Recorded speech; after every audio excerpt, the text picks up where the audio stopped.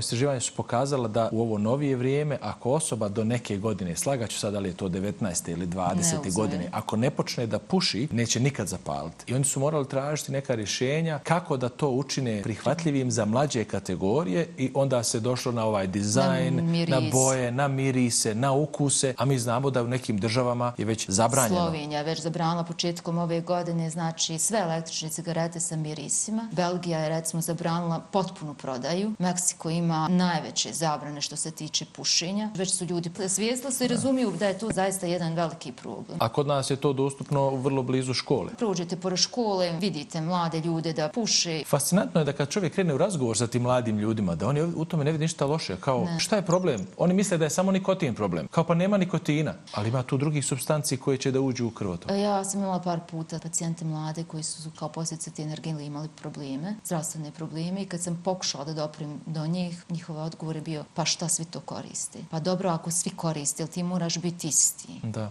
Jer razumiješ da ti je napravio problem. Teško, nekako je kod naših mladih taj ego jako izražen. Ne primaju savjet. Da, misle da se... Mislim, i mi smo mislili da smo... Pa možda smo mislili, da smo najpametniji kad smo bili mlađi.